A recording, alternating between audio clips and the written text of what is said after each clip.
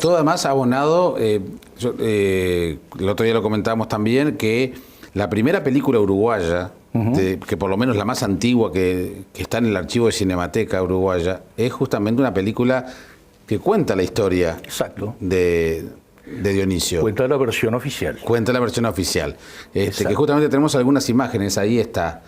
Y obviamente, ahí tenés, ese es el abuelo, sí, y peleando con Dionisio, que intenta más proteger a su madre, y ahí está la niña.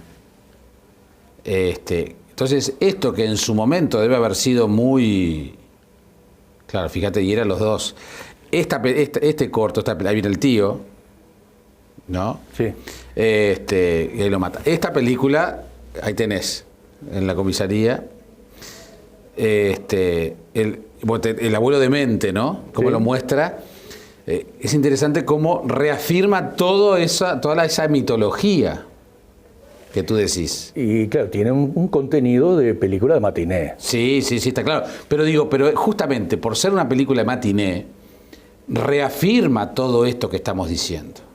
Está reafirmando. Claro. Entonces, en el imaginario de la gente, estas imágenes ayudaron a abonar y a repetir la historia.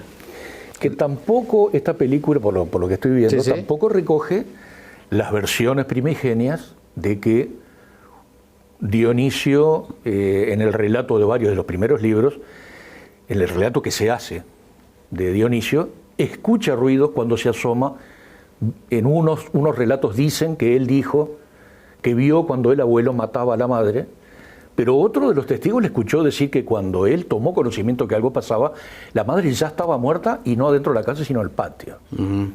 Es todo... A mí me acuerdo que Ángel de María Luna me dijo, Dionisio dijo, más él mismo lo dice, escuchó ruido de cuchillos, qué imagen linda, me dijo Luna, me acuerdo perfectamente, ¿no? O sea que se ve que ese duelo criollo sucedió sin la presencia de Dionisio. Exacto. Aparentemente, y ahí Exacto. es cuando Dionisio entra. Ahora vamos a ver. Uno de los testimonios dice que Dionisio dijo que en el patio había un duelo criollo entre Juan Díaz y Eduardo Faciolo. Eduardo Faciolo había perdido un pie, le habían amputado parte del pie y tenía un sustituto de madera, una prótesis de madera. Bien, otro de los testigos dicen que el tío, Eduardo Faciolo, le pide a los gritos a Dionisio un cuchillo. Dionisio va, se lo alcanza, pero no ve a quién se lo da por la oscuridad imperante.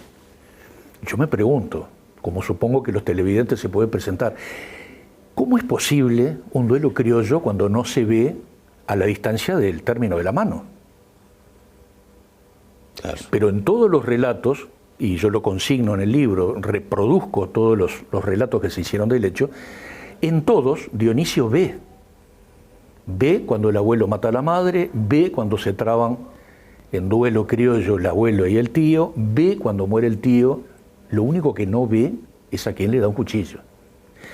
Pero también, si uno de los testigos dice que hubo un duelo criollo entre los dos, cuando aparece el expediente, una fotocopia del expediente, perdón, aparece el examen forense de Eduardo Faciolo.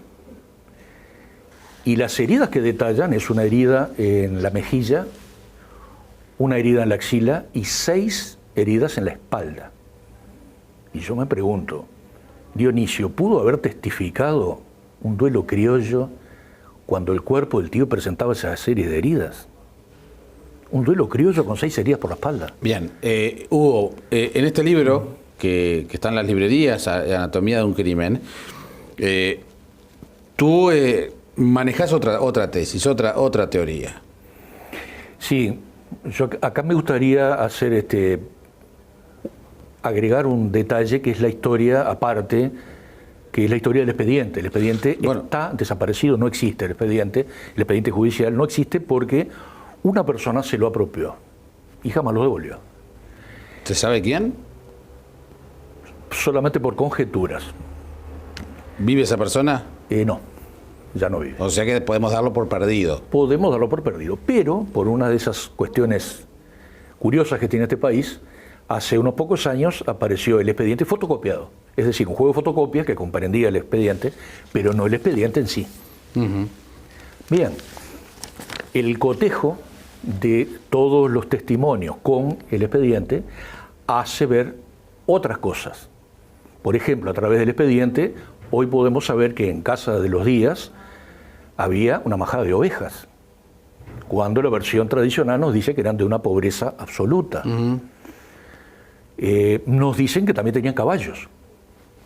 La versión original habla de una pobreza total. Sí, sí, que además es lo que muestra la película también. El expediente nos dice que faltaban todos los muebles de la casa.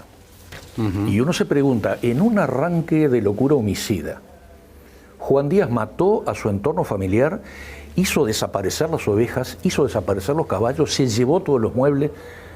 Hay algo como que no cierra. Pero la lectura del expediente sirve para referenciar, bastante mejor para situar en qué términos encontraron la casa las autoridades, fue autoridades policiales, autoridades judiciales, y van a encontrar un lugar luctuoso. ¿Cuándo van? Van en la mañana del 10, es decir, pocas horas después de la muerte de Dionisio. No, pocas horas después que Dionisio había llegado a la comisaría. Perfecto. Es decir, se supone, tampoco hay acuerdo en eso, los testigos difieren entre las 7 de la mañana y las 11 de la mañana para la hora en que llegó Dionisio a la comisaría. Después de escuchar su versión, entonces van a la casa a ver en qué estado estaba esa casa y a constatar lo que había dicho Dionisio.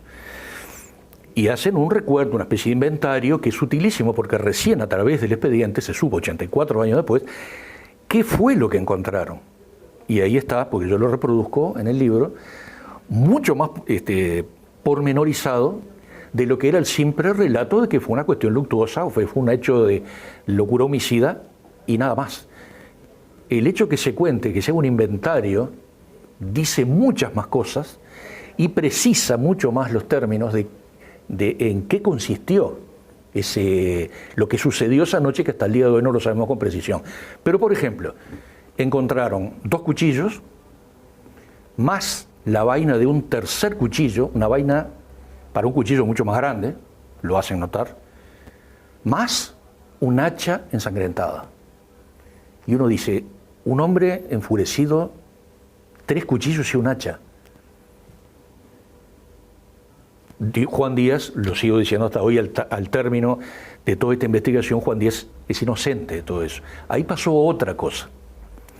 Pasó otra cosa que tenía otro sesgo que hace mucho más heroica, por eso lo reitero, hace mucho más heroica esa travesía y esa actitud de denuncia de Dionisio, porque ahí pasó algo que era mucho más grueso, más difícil. Ahí había el peso de alguien con poderío económico, social y político. ¿Qué pasó? Es difícil saberlo, solamente porque no hay testigos. ¿Pero qué conjeturas puede haber?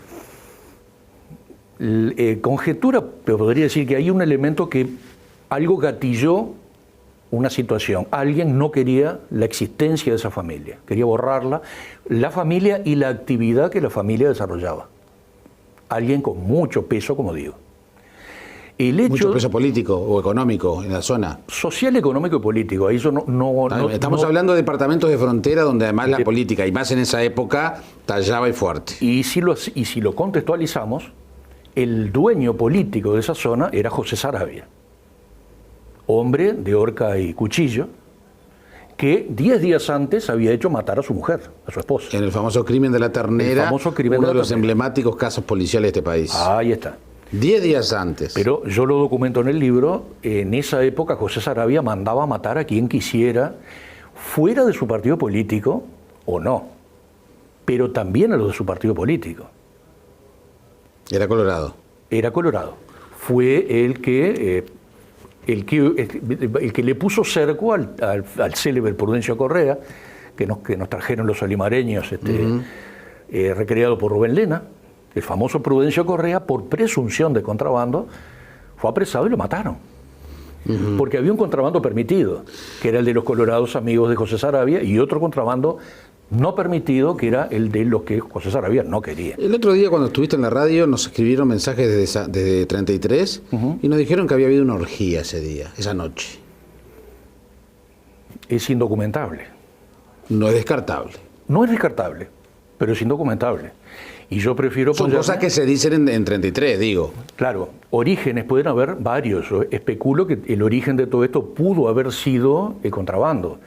Pero no hay ningún documento que diga que los Díaz tenían esa actividad.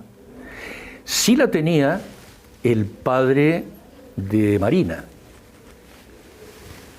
El padre de Marina tuvo un romance a sus 19 años. Marina es la hermana... Con la hermana de Dionisio. Ahí está.